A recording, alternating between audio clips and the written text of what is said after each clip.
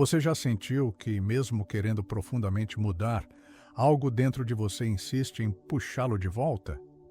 Como se, no momento mais promissor, uma voz silenciosa o impedisse de avançar.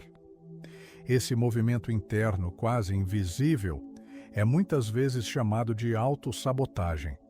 Mas o que ele realmente quer dizer? E mais profundamente, de onde vem essa força que parece agir contra os nossos próprios sonhos? Carl Jung dizia que aquilo que não vem à consciência retorna como destino. James Hillman, por sua vez, acreditava que há uma alma escondida até mesmo nos comportamentos mais destrutivos, que a autossabotagem, longe de ser um erro de personalidade, pode ser um chamado simbólico do inconsciente, um pedido de escuta.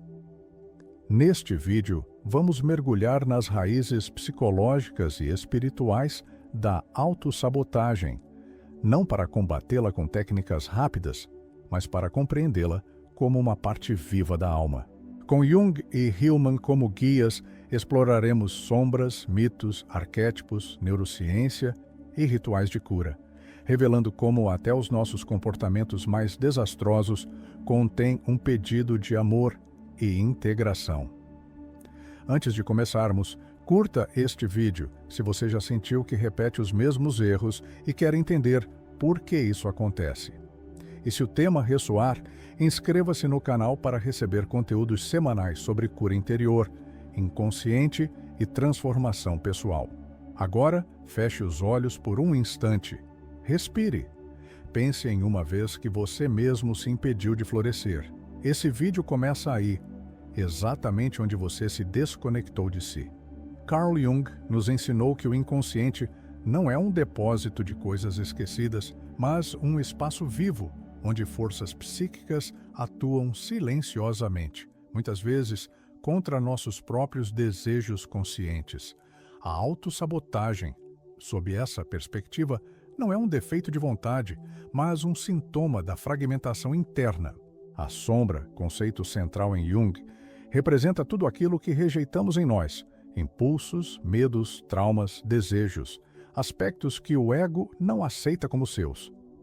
Mas rejeitar não os elimina. Pelo contrário, o que é reprimido ganha autonomia e começa a agir por trás dos bastidores. Como uma criança que, ignorada, derruba a casa só para ser notada, a sombra age para ser vista, mesmo que isso nos leve à autossabotagem.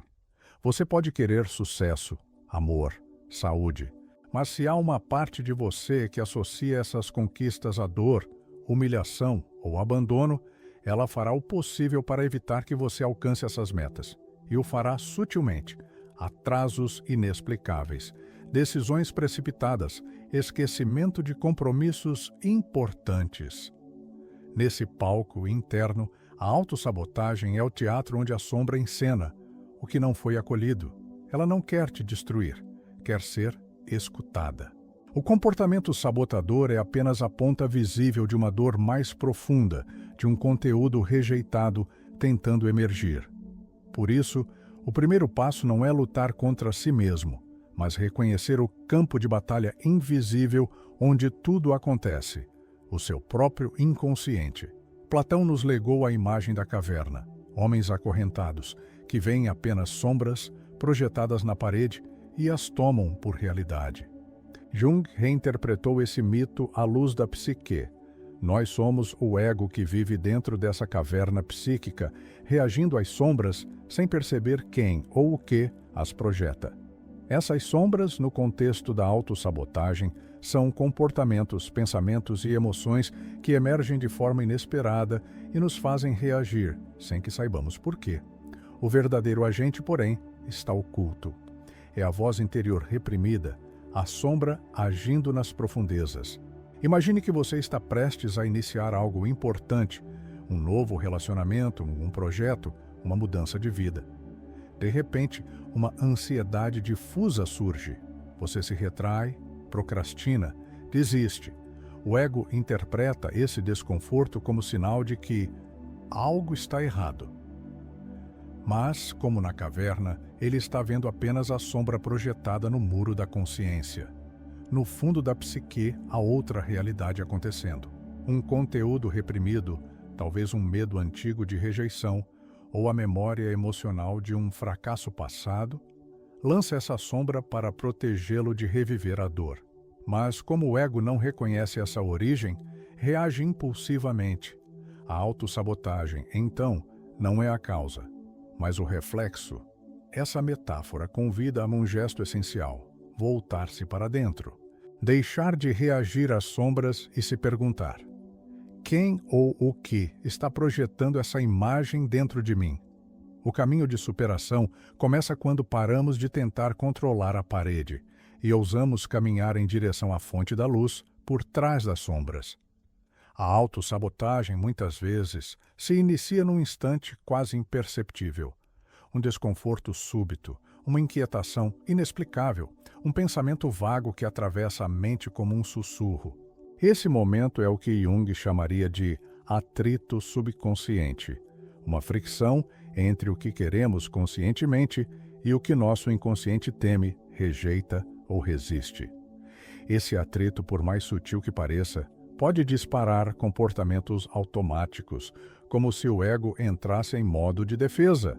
Mas o curioso é que, ao tentar controlar a narrativa, o ego frequentemente reforça exatamente os padrões que deseja evitar. Isso acontece porque ele age sobre o sintoma, não sobre a origem, tentando calar a inquietação em vez de escutá-la. Pense, por exemplo, naquelas situações em que você se compromete com algo que deseja profundamente, um novo hábito, um curso, uma relação, e de repente tudo parece desandar. Uma desculpa aparece, uma urgência inesperada, um esquecimento. O comportamento parece lógico, até justificável, mas há uma sensação interna de autoabandono. O que realmente aconteceu ali? Um gatilho emocional foi ativado, talvez o medo de falhar ou a dor de não ser bom o suficiente. E essa emoção, não reconhecida, buscou um modo de proteger você, sabotando o que traria risco de dor. O ego, sem perceber, colabora com esse processo, tentando manter tudo sob controle, enquanto o inconsciente repete o padrão para se manter seguro. A chave aqui é o reconhecimento. Não se trata de eliminar os gatilhos, mas de reconhecê-los antes que se transformem em comportamentos repetitivos. Como um sismógrafo da alma, é preciso aprender a sentir os pequenos tremores, e não apenas lidar com os terremotos emocionais, depois que eles acontecem. Dentro de nós, há uma tensão constante que pulsa silenciosamente entre desejos profundos e vozes críticas. Freud chamou isso de conflito entre o id e o superego. De um lado, impulsos naturais de prazer, expressão e liberdade. De outro, o juiz interno que exige perfeição, controle e conformidade. Essa tensão, quando não reconhecida e acolhida, cria o solo fértil da autossabotagem. Imagine o id como uma criança pulsante, cheia de vida, querendo correr, explorar, tentar. E o superego como um pai severo, exigente, que observa a cada passo, pronto para apontar erros. Quando esses dois aspectos entram em conflito, o ego, nosso senso de identidade, fica preso no meio, tentando agradar os dois e fracassando em ambos. Esse estado interno é esgotante. A alma se sente paralisada, como se cada escolha fosse inadequada.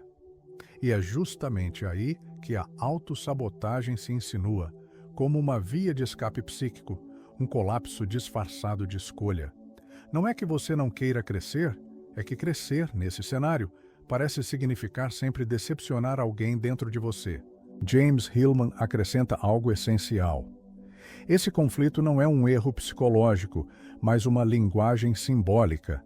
Ele sugere que o self, a totalidade do ser, muitas vezes se comunica através da tensão. Ou seja, a autossabotagem não precisa ser vencida, mas compreendida como um sinal de que algo dentro está em desequilíbrio, pedindo reconciliação. A pergunta mais honesta talvez não seja como me livrar disso, mas quem está em guerra dentro de mim e o que essa guerra quer me mostrar?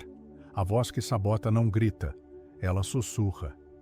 Ela se infiltra como dúvida leve, como um "e se der errado?", como um eco do passado que insiste em reaparecer no momento da escolha. Na psicologia junguiana, essa voz não é um inimigo. É uma mensageira da sombra, uma parte do inconsciente que guarda memórias não digeridas, medos infantis e experiências traumáticas que não puderam ser integradas. Ela não quer te destruir, quer ser ouvida. Jung propôs caminhos simbólicos para dialogar com essa parte.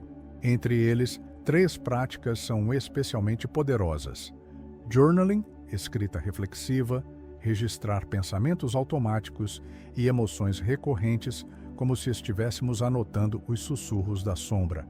Essa escrita não é sobre controle, mas sobre revelação. A caneta se torna um espelho. Imaginação ativa, técnica onde você fecha os olhos e permite que imagens, figuras e vozes internas se manifestem livremente. É como sonhar acordado, com presença.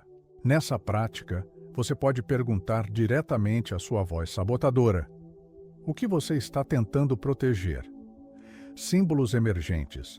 Ao prestar atenção em sonhos, sincronicidades, desenhos espontâneos ou sensações físicas, é possível identificar imagens que representam essa parte ferida: um nó no estômago, um animal recorrente nos sonhos, um objeto esquecido.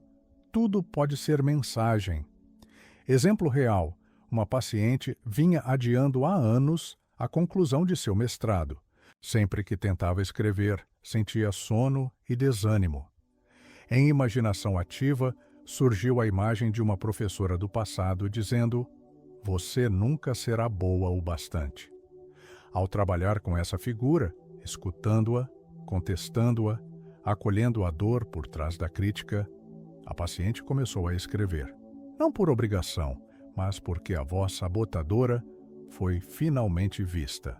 A verdadeira superação da autossabotagem começa quando paramos de calar essa voz e passamos a perguntar: o que dentro de mim ainda não se sente seguro para avançar? Dentro de cada adulto vive uma criança que ainda espera ser reconhecida, consolada, libertada.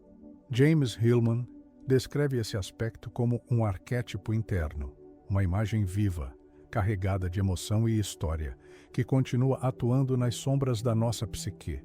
Essa criança ferida não está no passado. Ela se manifesta no agora, cada vez que sentimos vergonha de errar, medo de tentar, vontade de desaparecer quando nos olham demais. É ela quem ativa padrões de procrastinação, culpa e um sentimento paralisante de fracasso inevitável. A autossabotagem, então, é muitas vezes a linguagem dessa criança. Ela se retrai diante do novo, não porque é preguiçosa, mas porque aprendeu, em algum momento, que tentar é perigoso, que o erro vem com rejeição, que o sucesso atrai inveja, que o amor pode desaparecer sem aviso. É preciso escutar essa criança, não com impaciência ou correções, mas com ternura e presença. Hillman propõe que, em vez de tentar curar a criança ferida, devemos cultivar uma relação com ela. Isso significa conversar internamente com essa parte, dar-lhe espaço para sentir, permitir que ela traga lembranças, frases esquecidas, gestos interrompidos. Observe como, diante de tarefas importantes, surgem sensações que parecem desproporcionais: medo intenso, sensação de vazio, vontade de fugir. Em vez de combater isso com produtividade forçada, tente perguntar: quantos anos essa parte de mim tem? O que ela está tentando me dizer com esse medo? Quando essa criança é vista, ouvida e respeitada, ela não precisa mais sabotar. Ela começa a confiar. E confiar é o início de todo o processo de cura. A ciência confirma o que a alma já sabia. Nossos pensamentos moldam nosso corpo, nosso comportamento, nossa realidade. A neurociência moderna mostra que o cérebro opera por padrões, redes neurais formadas por repetição de pensamentos, emoções e comportamentos. Quando você se sabota repetidamente, isso não é apenas psicológico, é também fisiológico. O cérebro se acostumou àquele ciclo, como uma estrada trilhada milhares de vezes. Esses padrões podem ser alterados. E aqui entram duas práticas poderosas, embasadas tanto pela neurociência quanto por linhas contemporâneas da espiritualidade. Visualização criativa. Quando você imagina uma ação com intensidade emocional, o cérebro ativa as mesmas áreas que seriam ativadas se a ação estivesse realmente ocorrendo. Isso permite que você prepare sua mente para o novo, mesmo antes de ele se tornar realidade. Visualizar-se agindo com confiança, enfrentando desafios e se sentindo digno cria novas conexões neurais. Afirmações conscientes com emoção. Frases repetidas mecanicamente têm pouco efeito. Mas quando você afirma algo com verdade emocional, com presença, isso se torna um sinal eletroquímico real para o corpo. Dizer, eu sou digno de tentar, mesmo sem garantias, enquanto respira profundamente, reconfigura seu sistema nervoso. A manifestação quântica, por sua vez, não é mágica. É intenção concentrada com alinhamento emocional e energético. Quando você acredita, sente e age em direção a uma nova possibilidade, você muda sua frequência interna e o mundo responde. Mas, atenção, essas práticas não substituem o acolhimento da dor, nem ignoram a sombra. Pelo contrário, elas se tornam eficazes quando feitas a partir de um lugar de verdade interna, quando a criança ferida começa a sentir que pode confiar em algo novo. Reprogramar a mente não é apagar o passado, é oferecer ao inconsciente uma nova direção energética e emocional, um caminho em que ele possa seguir sem medo. A energia psíquica, quando não flui, se acumula e se repete. A autossabotagem não é apenas um padrão mental. Ela se manifesta também como um loop energético, uma espiral interna que retém força vital e a recicla dentro dos mesmos circuitos de dor, medo e retração. James Hillman via a alma como movimento e imagem. Quando algo dentro de nós é impedido de se expressar, uma verdade não dita, um desejo sufocado, uma tristeza calada, essa energia se fecha sobre si mesma, criando um vórtice de fuga interna. Você tenta avançar, mas é puxado de volta para o mesmo lugar. De novo. E de novo. Esse loop pode ser rompido, não com esforço bruto, mas com rituais de centramento energético. Pequenos gestos repetidos com intenção têm o poder de realinhar o campo interno. Alguns exemplos: respiração consciente. Inspirar pelo nariz, sustentar, expirar lentamente pela boca. Esse simples gesto ativa o sistema nervoso parasimpático e convida o corpo a sair do modo de defesa. Meditações curtas de presença. Apenas sentar em silêncio, observar pensamentos como nuvens. Isso desacelera a espiral mental e abre espaço para novas possibilidades. Movimentos simbólicos. Caminhar descalço, lavar o rosto com intenção, acender uma vela ao amanhecer. A alma compreende a linguagem dos gestos. Quando esses rituais são feitos com regularidade, algo começa a mudar. A energia que antes girava no vazio encontra um novo caminho de expressão. O loop da autossabotagem começa a se desfazer, não porque foi combatido, mas porque foi redirecionado. A repetição, antes inconsciente e destrutiva, se transforma em repetição consciente e regenerativa. Existe um momento quase imperceptível, um segundo sagrado antes do colapso, em que ainda há escolha. É o instante em que algo dentro de você hesita, pensa em desistir, em repetir o velho padrão, mas também pode escolher diferente. A prática da autoobservação refinada é a chave para identificar esse ponto crítico. Trata-se de cultivar presença interior suficiente para perceber quando o padrão começa a se formar antes que ele tome conta. Esse instante geralmente vem com um pequeno sinal, uma aceleração cardíaca, um incômodo no peito, um pensamento que sussurra: isso não vai dar certo, ou mesmo uma vontade repentina de evitar, fugir ou se calar. É nesse intervalo que a alma convida você a agir com consciência. Exemplo real: uma pessoa, prestes a enviar uma mensagem impulsiva, sentiu uma leve contração no estômago. Era familiar. Sempre que se sentia rejeitada, reagia com mensagens acusatórias. Mas naquele dia, ela parou, respirou e, em vez de enviar a mensagem, escreveu num caderno o que sentia. O padrão foi interrompido. Esse tipo de gesto simples reconfigura o inconsciente, não por imposição, mas por escolha vivida. Perceber o segundo antes da sabotagem é como encontrar uma porta oculta no labirinto interno. Uma chance de escolher com o coração, não com o medo. Superar a autossabotagem não é apenas interromper um padrão, é também reanimar o centro interno, restaurar a presença do self como guia simbólico da psique. Tanto Jung quanto Hillman apontaram que a alma se reconecta através do símbolo, do gesto e do ritual. Em um mundo acelerado e racionalizado, esses atos simples e intencionais funcionam como âncoras. Eles dizem ao inconsciente: aqui, agora, eu me cuido. Não é preciso fazer algo grandioso. Pequenos rituais têm profundo poder quando feitos com verdade. Objetos simbólicos, acender uma vela, tocar um cristal, usar uma peça de roupa que represente cuidado. Esses elementos funcionam como totens psíquicos, despertam presença, foco, intenção. Poesia ou oração pessoal?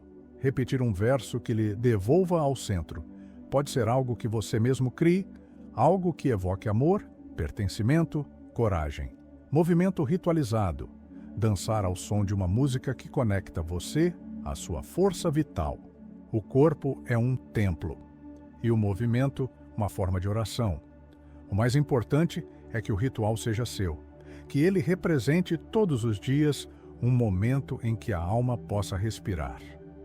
Mesmo que dure 2 minutos, porque a autossabotagem vive do esquecimento de si.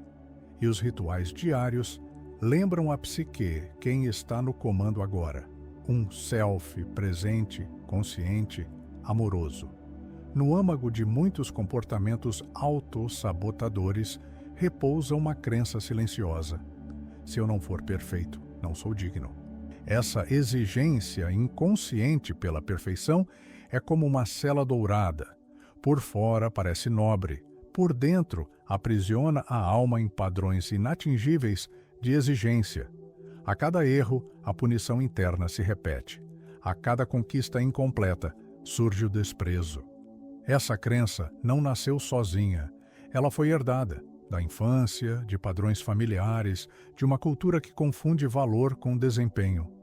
Mas a verdade é que o merecimento não precisa ser conquistado com dor. Ele é intrínseco. A criança interior precisa ouvir, com frequência e ternura: você não precisa ser perfeito para ser amado. A neurociência emocional mostra que as crenças podem ser reescritas através de experiências repetidas de acolhimento e autocompaixão. Práticas simples, como olhar-se no espelho e dizer com convicção: eu me aceito como sou agora.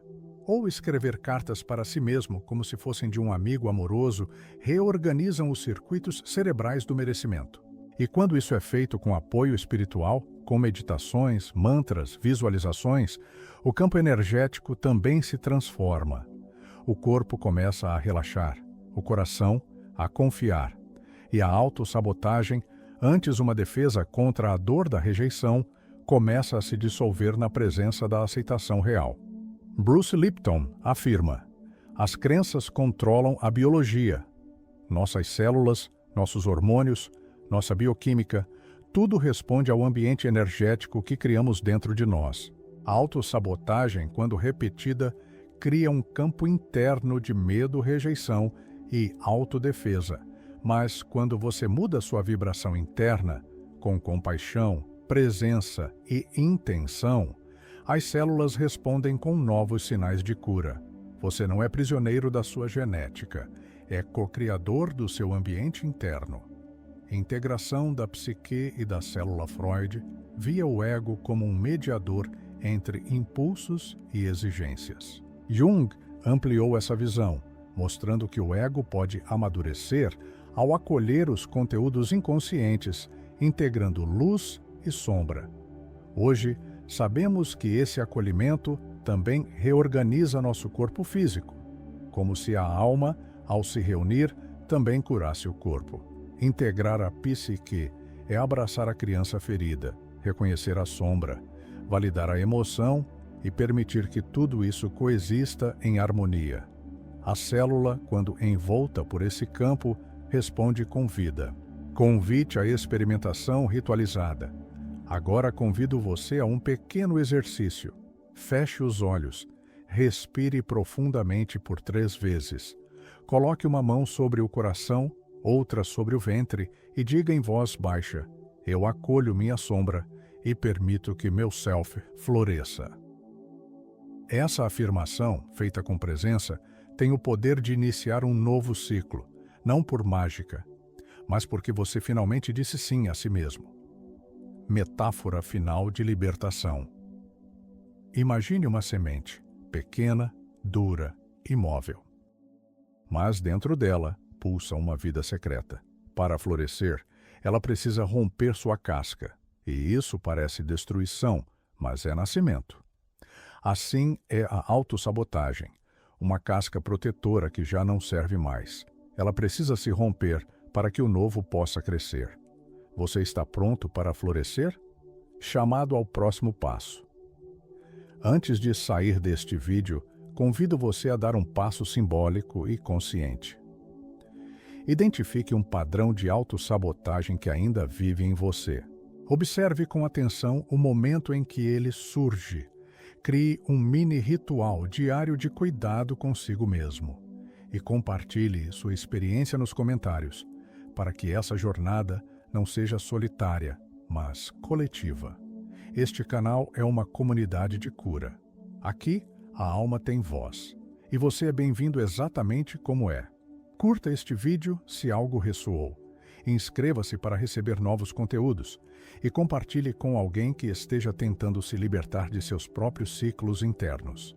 Nos vemos no próximo mergulho. Com coragem, com ternura, com verdade.